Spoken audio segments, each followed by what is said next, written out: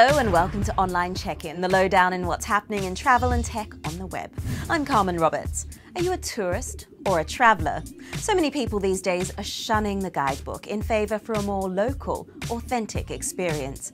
And just one of the many peer-to-peer offerings out there is Shirube, which in Japanese means to guide. Shirube.com has a whole host of locals in cities around the world ready to show you around their hometowns. Just log in, choose your location and guide, and you can negotiate a price, which might not necessarily be in hard currency. For instance, you can trade an English lesson in exchange for a tour of a local neighbourhood in Barcelona. But if all this sounds too off the beaten track for your travel tastes, then look to your nearest hotel chain. More and more hotels these days are encroaching on guidebook territory in a bid to get our attention. Traders Hotel Group has launched its own website and app called Be Ready, offering advice and practical tips on travel, technology and innovation for that manager on the go.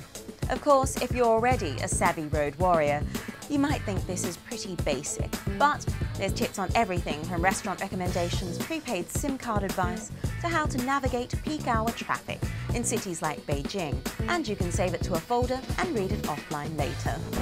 Another hotel chain that's gagging to get our attention is the Swire Hotels Group. It's gone so far as to launch its own blog, facetiously called You'dBeMuchBetterHere.com, as well as an animated video from its new social media campaign. Who needs a concierge, right? Here's an app that tries to ensure you'll never be lost when you travel ever again. Copilot Live is a mobile navigation software, just like having your own personal GPS system on your smartphone or tablet. So whether you're in a car or on foot, you'll get offered at least 3 different routes to get to your destination, as well as access to live traffic updates. The maps don't need a data connection, saving you some serious cash if you're abroad.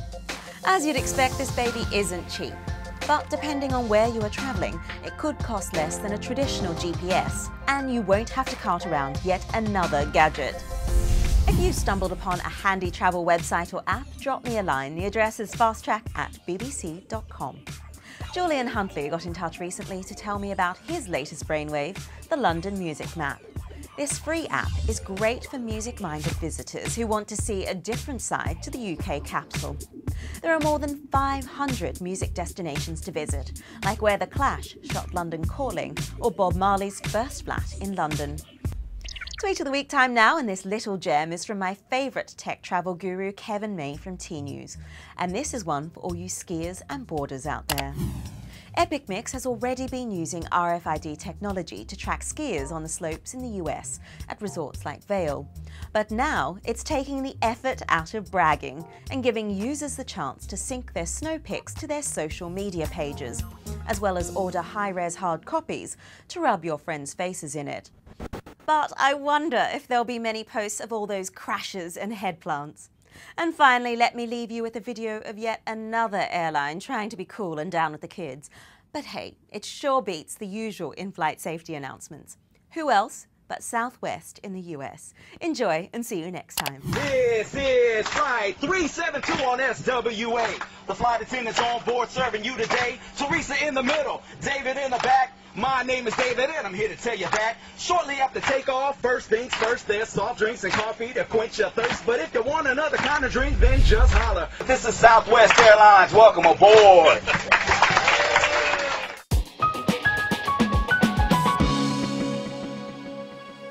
Thanks, Carmen. Now back here in Abu Dhabi, as you stand amongst the luxury hotels, the marinas and the high-rises, it's hard to believe that up until oil became the main export, it was camels that many local livelihoods depended on.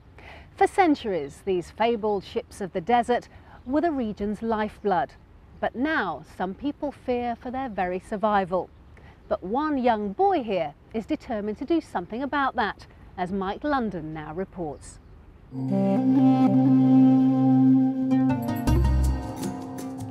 The Arabian Desert, over 2 million square kilometres of sand and undulating dunes.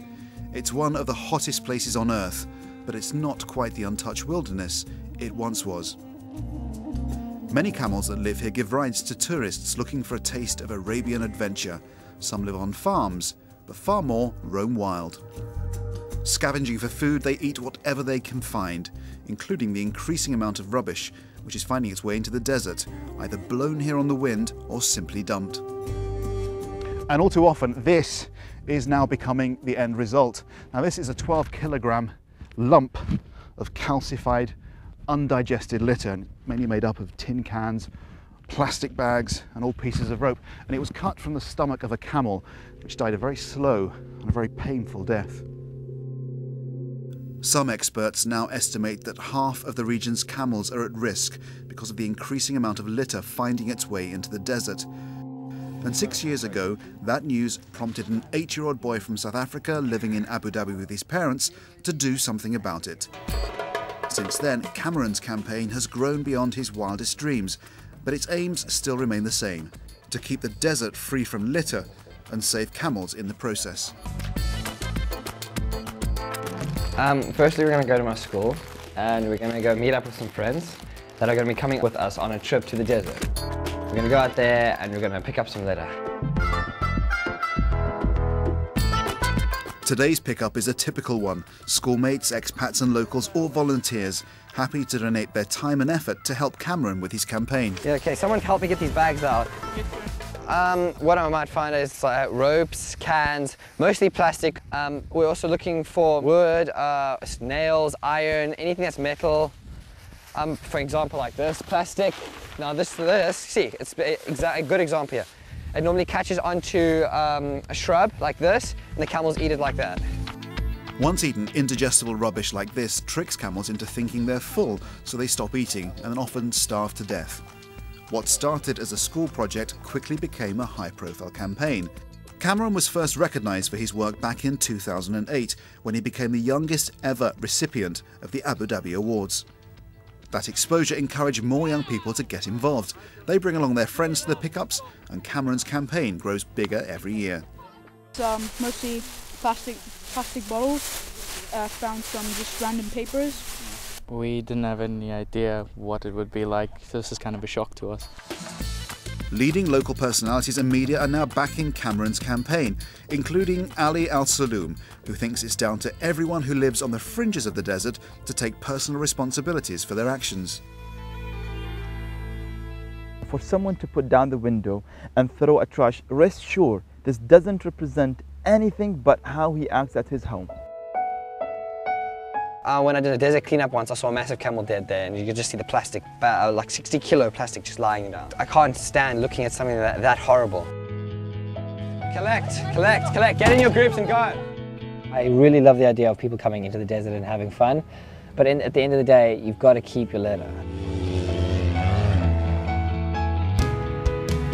I promised His Highness Sheikh Mohammed bin Zayed Al Nahyan, the Crown Prince of Abu Dhabi, that I would not stop until the camels stopped dying. I'm never going to stop. Cameron's dream is to bring down the number of camel deaths caused by littering, and that one day every litter bin in the UAE will carry one of his campaign stickers. To do that, he needs to find a sponsor. But with or without financial backing, he's committed to carrying on. I still remember how our father of the nation, Sheikh Zayed, all what he wanted to do is to give the human being a dignity to live in a very respectful environment, and inshallah we have more of Camerons, and he becomes an inspiration for everybody. Save the camels! Mike London meeting the remarkable Cameron Oliver, who's committed to saving the UAE's camels for future generations. And that's it for this week from Abu Dhabi. Do join us again next week if you can, when Rajan will be in Mexico, investigating how the country's fighting to win back its reputation as a dream destination, following the escalation of a headline-grabbing war against crime and drugs. In the meantime, don't forget you can find all our previous programmes at bbc.com/fasttrack. And for more destination reports and news, why not check out bbc.com/travel. But until next time, from me, Fiona Foster, and the rest of the team here in Abu Dhabi, thank you for watching, and wherever you're going next, have a great trip. Bye-bye.